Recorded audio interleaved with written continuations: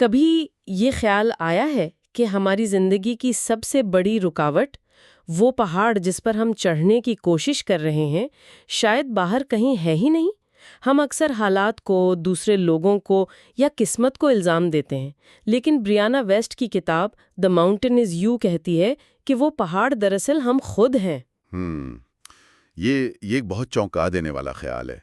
آج ہمارے پاس ایسی کتاب کے کچھ بہترین حصے اور خلاصے ہیں۔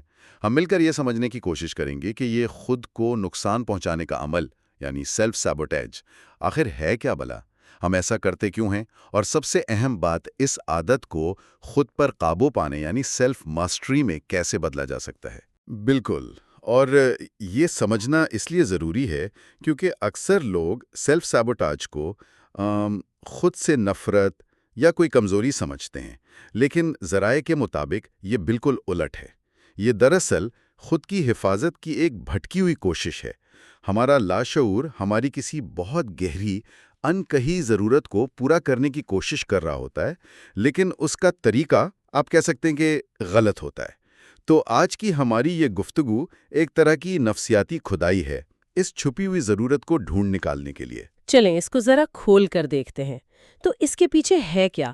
پہلی بڑی وجہ جو ہمارے ذرائع بتاتے ہیں وہ ہے غیر معقول خوف، یعنی irrational fears۔ یہ بڑی عجیب بات ہے کہ ہم اکثر ان چیزوں سے نہیں ڈرتے جن سے واقعی ڈرنا چاہیے، بلکہ اپنا خوف ان چیزوں پر ڈال دیتے ہیں جن کے ہونے کا امکان تقریباً صفر ہوتا ہے۔ بالکل، یہ ایک دفاعی طریقہ کار ہے۔ سوچیں، آپ کا اصل خوف ہے ناکامی کا، یا یہ کہ آپ کسی کام کے لیے اچھے نہیں ہیں۔ اب یہ خوف بہت تکلیف دہ ہے، تو آپ کا دماغ کیا کرتا ہے؟ وہ اس خوف کو کسی بیتوکی چیز پر منتقل کر دیتا ہے، جیسے کیا ہوگا اگر میں پریزنٹیشن کے دوران اسٹیج سے گر جاؤں؟ ہاں، یا کہیں زلزلہ نہ آ جائے۔ بالکل وہی، آپ کا لاشعور جانتا ہے کہ ایسا نہیں ہوگا، اس لیے یہ پریشان ہونے کا ایک محفوظ طریقہ بن جاتا ہے۔ آپ اصل مسئلے سے دھیان ہٹا کر ایک خیالی مسئلے پر اپنی ساری توانائی ضائع کرتے رہتے ہیں۔ واہ، یعنی ہم خود کو اصل خوف کا سامنا کرنے سے بچانے کے لیے چھوٹے چھوٹے ڈرامے بناتے ہیں۔ یہ تو سمجھ میں آتا ہے۔ اچھا، دوسری وجہ جو بتائی گئی ہے وہ ہے غیر شعوری منفی وابستگیاں، یعنی انکانشیس نیگیٹو ایسوسیشنز۔ اس کا کیا مطلب ہے؟ لاشعوری طور پر کچھ چیزوں کو منفی خصوصیات کے ساتھ جوڑ دیا ہے۔ سب سے عام مثال ہے پیسوں کی۔ اگر آپ نے ہمیشہ سنا ہے کہ پیسہ تمام برائیوں کی جڑ ہے، یا امیر لوگ تو مغرور ہوتے ہیں، برے ہوتے ہیں، تو آپ کا لاشعور کامیابی اور پیسے کو ایک خطرے کے طور پر دیکھے گا۔ اچھا، جی، جیسے ہی آپ مالی طور پر کامیاب ہونے لگیں گے، آپ کا اندرونی نظام خطرے کی گھنٹی بجا دے گا، اور آپ لاشعوری طور پر ایسے فیصلے کریں گے جو آپ کو واپس غربت کی طرف لے جائیں گے، کیونکہ آپ وہ برا امیر شخص نہیں بننا چاہتے۔ یعنی ہمارا دماغ ہمیں اس چیز سے بچا رہا ہوتا ہے جسے ہم خود حاصل کرنا چاہتے ہیں۔ بالکل۔ یہ تو بہت ہی پیچیدہ ہے۔ اور اسی سے جڑی ہوئی ایک اور بات ہے جس نے مجھے سب سے زیادہ حیران کیا، وہ ہے اپر لمٹ کا تصور۔ ہاں، یہ بہت اہم نکتہ ہے۔ یہ خیال ہے کہ ہم سب کے اندر خوشی، کامیابی اور محبت کو برداشت کرنے کا ایک تھرموسٹیٹ لگا ہوا ہے، ایک حد مقرر ہے۔ جب ہماری زندگی میں چیزیں اس حد سے زیادہ اچھی ہونے لگتی ہیں، ہمیں اچھی نوکری مل جاتی ہے، تعلقات بہترین ہو جاتے ہیں، تو ہمارا دماغ بے چینی محسوس کرنے لگتا ہے۔ ایک منٹ، کیا آپ یہ کہہ رہے ہیں کہ ہم خود اپنے کامیابی سے ڈرتے ہیں؟ یہ تو بالکل الٹی بات لگتی ہے۔ کون نہیں چاہے گا کہ اس کی زندگی بہترین ہو؟ یہی تو پتے کی بات ہے۔ ہم شعوری طور پر چاہتے ہیں، لیکن ہمارا لاشعور مانوسیت یعنی فیملیارٹی چاہتا ہے، خوشی نہیں۔ مانوسیت؟ جی، مانوسیت۔ ہمارا دماغ اور جسم ایک ہومیوسٹیٹک تحریک، ایک امپلس کے تحت کام کرتے ہیں، جس کا کام ہر چیز کو ایک مستحکم، جانی پہچانی حالت میں رکھنا ہے۔ اگر آپ کی جانی پہچانی حالت ہلکی سی پریشانی یا جدوجہد کی ہے، تو بے پناہ خوشی اور سکون آپ کے سسٹم کے لیے ایک جھٹکا ہے۔ دماغ کہتا ہے، رکو، یہ ٹھیک نہیں ہے، کچھ زیادہ ہی اچھا ہو رہا ہے۔ اور پھر ہم خود ہی کوئی جھگڑا کر لیتے ہیں، کوئی اہم ڈیڈ لائن مس کر دیتے ہیں، یا کوئی فضول خرچی کر کے خود کو واپس اپنی نارمل یعنی مانوس حالت میں لے آتے ہیں۔ یہ اپر لمٹ کا خیال بہت دلچسپ ہے۔ جب ہم اس حد کو چھوتے ہیں تو ہم لاشعوری طور پر کچھ کرتے ہیں تاکہ واپس نیچے آ جائے. لیکن وہ کچھ ہوتا کیا ہے؟ ہماری روزمرہ کی زندگی میں یہ خود کو نقصان پہنچانے والے رویے دکھتے کیسے ہیں؟ اس کی بہت سی شکلیں ہیں. ایک بہت عام شکل ہے پرفیکشنزم. پرفیکشنزم؟ یعنی ہر کام بہترین کرنے کی خواہش. ہم تو اسے خوبی سمجھتے ہیں. بالکل، اور یہی تو دھوکہ ہے. دیکھیے، ذرائع کے مطابق یہ اکثر ناکامی کے خوف کا ایک خوبصورت نقاب ہوتا ہے. مطلب اگر کوئی بہترین کام کرنا چاہتا ہے تو اس میں کیا خرابی ہے؟ خرابی خواہش میں نہیں ہے، لیکن پرفیکشنزم کہتا ہے کہ اگر یہ کام پہلی کوشش میں ہی شاندار نہیں ہو سکتا تو اسے شروع ہی مت کرو. یہ سب کچھ یا کچھ نہیں والی سوچ ہے. اس کی وجہ سے ہم کام شروع ہی نہیں کر پاتے، کیونکہ نامکمل ہونے کا خوف کامل ہونے کی خواہش پر حاوی ہو جاتا ہے. صحیح. نتیجہ یہ کہ ہم کوئی قدم ہی نہیں اٹھاتے اور پھر خود کو کوستے ہیں کہ ہم کچھ نہیں کر رہے. یہ خود کو نقصان پہنچانے کا ایک بہت ذہین طریقہ ہے. بالکل. ایک اور رویہ جس کا ذکر ہے وہ ہے اپروٹنگ، یعنی بار بار جڑ سے اکھڑ جانا. یہ کیا ہے؟ یہ وہ لوگ ہیں جو کبھی ایک جگہ ٹکتے نہیں. ہر 2 سال بعد نوکری بدل لی، شہر بدل لیا، یا جیسے ہی کوئی رشتہ گہرا ہونے لگتا ہے اسے ختم کر دیا. باہر سے دیکھنے میں یہ بہت پرجوش لگتا ہے، واہ ہمیشہ ایک نیا ایڈونچر، لیکن دراصل یہ گہرے تعلق اور استحکام کے خوف سے بھاگنا ہے. وہ ہمیشہ شروعات کے جوش میں رہتے ہیں، لیکن کبھی تکمیل کی راحت تک نہیں پہنچ پاتے. اور اس مصروف دور میں ایک اور چیز جو بہت عام ہے وہ ہے ہر وقت مصروف رہنا. ہمارے ذرائع کہتے ہیں کہ یہ بھی خود کو نقصان پہنچانے کی ایک شکل ہے. لیکن مصروف رہنا تو اچھی بات سمجھی جاتی ہے. معاشرہ اسے ایک تمغے کی طرح دیکھتا ہے، لیکن اکثر یہ خود سے بھاگنے کا ایک طریقہ ہوتا ہے.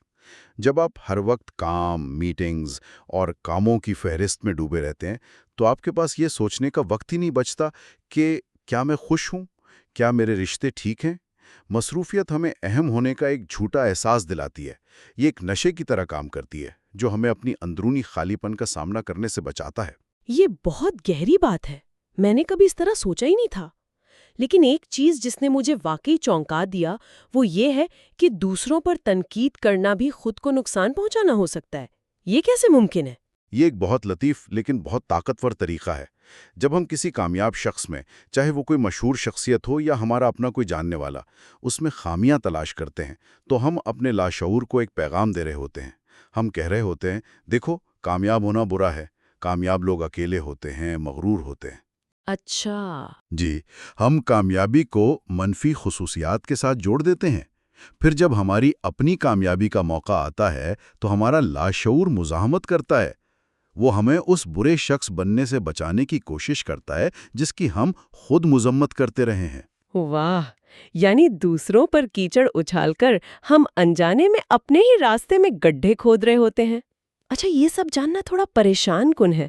ایسا لگتا ہے کہ ہم ہر طرف سے خود ہی اپنے دشمن بنے ہوئے ہیں. تو اس چکر کو توڑنے کا کوئی راستہ بھی ہے یا نہیں؟ بالکل ہے، اور پہلا قدم بہت دلچسپ ہے. ذرائع کہتے ہیں کہ آپ کے ٹریگرز، یعنی وہ چیزیں جو آپ کو جذباتی طور پر مشتعل کرتی ہیں، وہ آپ کے دشمن نہیں ہیں، بلکہ وہ آپ کی آزادی کے رہنما ہیں. آپ کے منفی جذبات اصل میں پیغامات ہیں. اس کی کوئی مثال دیں، یہ سننے میں تھوڑا عجیب لگ رہا ہے. ضرور. مثال کے طور پر حسد کا جذبہ، جیلسی.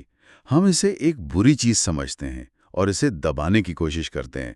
لیکن اگر آپ اسے ایک پیغام کے طور پر دیکھیں تو حسد آپ کو کیا بتا رہا ہے؟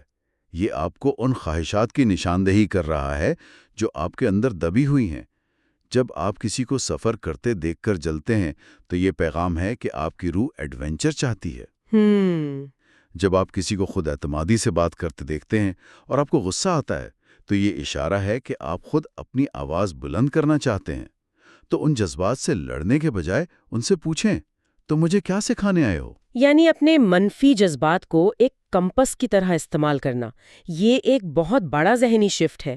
اور اسی سے جڑی ایک بات ہے جذباتی ذہانت یا ایموشنل انٹیلیجنس کی. کتابی باتوں سے ہٹ کر عام زندگی میں اس کا کیا مطلب ہے؟ اس کا مطلب ہے اپنے جذبات کو دبانا نہیں بلکہ ان پر قابو پانا. سپریشن نہیں، کنٹرول. دبانے کا مطلب ہے آپ غصے کو نظر انداز کر دیں جو بعد میں کسی بیماری یا چڑچڑے پن کی صورت میں نکلے گا. قابو پانے کا مطلب ہے کہ آپ اس احساس کو تسلیم کریں۔ آپ محسوس کرتے ہیں کہ مجھے غصہ آ رہا ہے، لیکن آپ چیخنے کے بجائے ایک لمحے کے لیے رک کر سوچتے ہیں کہ کیوں آ رہا ہے۔ آپ احساس کو محسوس کرتے ہیں لیکن اپنے رد عمل کا انتخاب خود کرتے ہیں۔ یہ احساس اور رد عمل کے بیچ کا وقفہ ہی جذباتی ذہانت ہے۔ یہ وقفہ پیدا کرنا، یہی اصل چیلنج ہے۔ اچھا، اس سفر میں ایک اور مشکل آتی ہے۔ کیسے فرق کیا جائے کہ کون سی آواز ہماری فطری جبرت یعنی انسٹنکٹ کی ہے اور کون سی خوف کی؟ دونوں ہی بہت مضبوط محسوس ہوتی ہیں۔ یہ ایک بہترین سوال ہے۔ ذرائع اس کا ایک بہت واضح فرق بتاتے ہیں۔ جبلت یا انٹیوشن کی آواز ہمیشہ پرسکون، دھیمی اور واضح ہوتی ہے۔ یہ موجودہ لمحے سے متعلق ہوتی ہے، ایک اندرونی جانکاری کی طرح محسوس ہوتی ہے جس کے پیچھے کوئی منطق نہیں ہوتی، جبکہ خوف کی آواز ہمیشہ تیز، شور مچانے والی اور افراتفری پر مبنی ہوتی ہے۔ اچھا، یہ ہمیشہ مستقبل کے بارے میں ہوتی ہے اور بدترین منظرنامے واٹ اف پیش کرتی ہے۔ خوف چیختا ہے، جبلت سرگوشی کرتی ہے۔ خوف چیختا ہے، جبلت سرگوشی کرتی ہے۔ یہ یاد رکھنے والی بات ہے۔ تو اگر کوئی یہ سب سمجھ بھی لے تو کیا تبدیلی کسی ایک دن کسی بڑے بریک تھرو سے آتی ہے؟ نہیں، اور یہی سب سے بڑی غلط فہمی ہے۔ اصل تبدیلی آتی ہے مائکرو شفٹ سے۔ Micro shifts? جی، روزمرہ کے زندگی میں کی جانے والی چھوٹی، تقریباً ناقابل شناخت تبدیلیاں۔ یہ ایک دن میں پورا ناول لکھنے کی کوشش کرنے کے بجائے روزانہ صرف ایک صفحہ لکھنے جیسا ہے، یا 10 منٹ پہلے سونے کا فیصلہ کرنا، یا غصے میں جواب دینے کے بجائے 5 سیکنڈ کا وقفہ لینا۔ یہ چھوٹی چھوٹی کامیابیاں وقت کے ساتھ ساتھ آپس میں جڑتی ہیں اور آپ کے خود پر اعتماد کو بڑھاتی ہیں۔ یہی چھوٹی عادتیں مل کر ایک دن آپ کی زندگی کی پوری سمت بدل دیتی ہیں۔ تو آخر میں یہ سب اپنی زندگی کی مکمل ذمہ داری قبول کرنے پر آ کر ختم ہوتا ہے۔ یہ سمجھنا کہ آپ کی خوشی کسی اور کی نہیں بلکہ آپ کی اپنی ذمہ داری ہے۔